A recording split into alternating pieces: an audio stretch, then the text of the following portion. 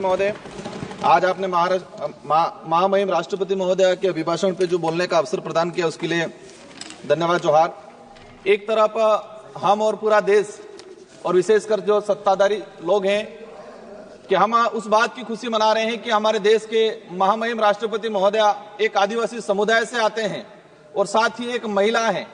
लेकिन वर्तमान में देखा गया है पूरे देश के अंदर अगर सबसे ज्यादा अगर कोई पीड़ित है, किसी पे अत्याचार हो रहा है तो वो आदिवासी समुदाय है और महिलाएं हैं।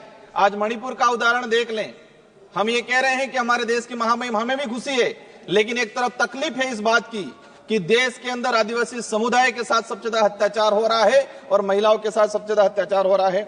इसका ताजा उदाहरण मणिपुर का देख लो, राजस्थान, मध्य प्रदेश, छत्तीसगढ़ के अंदर देख लो। विकास के नाम से आदिवासियों को विस्थापित किया जा रहा है। एक दौर था आजादी के बाद इस देश की आम जनता ने, गरीब ने, आदिवासी ने ये सांस ली थी कि हम अच्छे दिन आएंगे, उज्जवल भविष्य होगा। हमने देखा है वो दौर कि आज से 20-25 साल पहले आदिवासी, गरीब, दलित व्यक्ति अपनी जरूरतें पूरी करने के लिए, अपने बच्चों को पढ़ाने के लिए, अपनी बीमारी का इलाज कराने के लिए जमीन और जेवरात गिरवी रखता था। लेकिन आज देखा गया है, आज से 20 साल पहले जमीन और जेवरात गिरवी रखता था और आज इतना मजबूर हो गया है कि कई इलाके के अंदर यह देखा गया है कि आदिवासी समुदाय अपने बहन बेटियां या अपने छोटे बच्चे को गिरवी रख रहा है।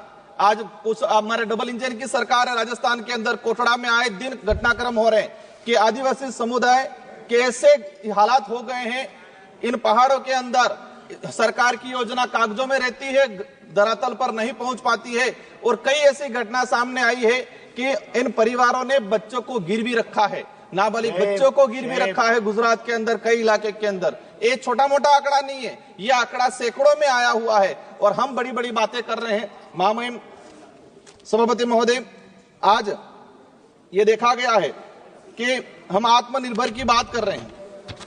हमारे बड़े बुजुर्ग भी कहा करते थे कि बच्चे को पैरों पे खड़ा करना सिखाना है, मतलब उसको आत्मनिर्भर बनाना है।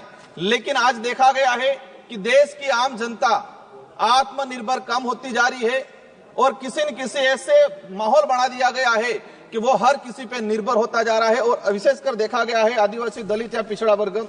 माननीय सभापति महोदय, अभिभाषण के दौरान आदिवासी इलाके के अंदर 30 मेडिकल कॉलेजों की बात हुई। अच्छी बात है, हम भी चाहते हैं, लेकिन इन मेडिकल कॉलेजों की धरातल पे स्थिति क्या है?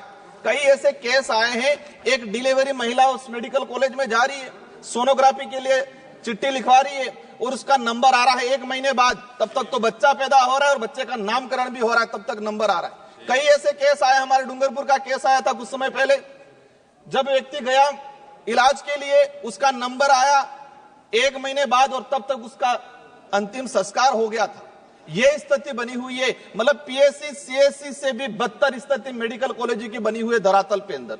अगर हम जाएंगे वहां, मैं खुद सांसद हूं, मैंने कई विजिट किया, मेरे वहां संसदीय क्षेत्र बांसवाड़ा डूंगरपुर में जमीर नहीं मानता वहां जाने का, क्योंकि ऐसी हालात बनी हुई है। ये पड़े रहते हैं लोग, नंबर नहीं आता है, जांच नहीं हो पा रही है।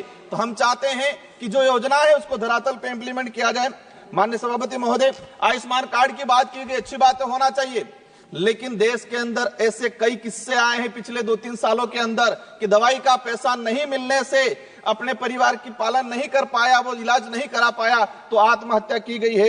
माननीय सभापति महोदय, बिरसा मुंडा जी के लिए जनजाति गौरव दिवस मनाया गया, हम भी स्वागत करते हैं, इसकी घोषणा हुई, लेकिन सिर्फ घोषणा होने से, मनाने से नहीं जमेगा। बिरसा मुंडा जी चाहते क्या थे, उनके विचार क्या थे, उनके उद्देश्य क्या थे, इन पे हमें काम करने की जरूरत है। आज वो जल जंगल जमीन का बात करते थे, अबुआ दिसम अबुआ राज की बात करके गए थे वो, लेकिन आज क्या हो रहा है? जल जंगल जमीन उद्योगपतियों को दिया जा रहा है भेंट में और वहां पर खत्म किया जा रहा है। बिरसा मुंडा जी के उपदेशों पे जाना पड़ेगा, उनके विचारों पे जाना पड़ेगा, सिर्फ जनजाति गौरव दिवस मनाने से काम नहीं चलेगा। माननीय सभापति महोदय, हमने देखा गया है, एक बात सामने आई अभी जनगणना को लेके, एक बात ये समझ में नहीं आ रही, और ये मैं नहीं बोल रहा हूं कि आम जनता बोल रही है, देश की जो विवेकशील है, क्या बोल रही है कि सरकार व मीडिया के पास कुंभ में कितने लोगों ने डुबकी लगाई उसका आंकड़ा है, लेकिन मरे कितने उसका आंकड़ा नहीं है। मतलब डुबकी लगाई 30 से 35 करोड़ लोगों ने, 30 से 35 करोड़ लोगों ने, वो आंकड़ा है। लेकिन मरे कितने लोग हैं, घायल कितने हैं, किस राज्य से कितने लोग हैं, यह आंकड़ा अभी तक सामने नहीं आ पाया है। माननीय सभापति महोदय, जल जीवन मिशन की बात हुई। जल जीवन मिशन से हमें भी लगा, लेकिन मैंने इसी सदन में क्वेश्चन लगा के निकलवाया है कि आदिवासी बाहुल्य क्षेत्र के अंदर, मैं मेरे संसदीय क्षेत्र की बात करूं, जल जीवन मिशन में हमारा जो जैसे जिला आता है प्रतापगढ़ 30% उपलब्धियां प्राप्त हुई, उदयपुर में 31%, डूंगरपुर के अंदर 27% और बांसवाड़ा में 24%।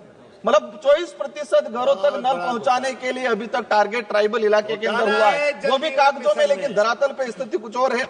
माननीय सभापति महोदय, हमारा वहां पर कड़ना बैक वाटर सरकार में हमने सेंक्शन कराया था, लेकिन उसका आज तक वर्क ऑर्डर नहीं गया। अंतिम एक लाइन, एक मिनट का सर रहा है।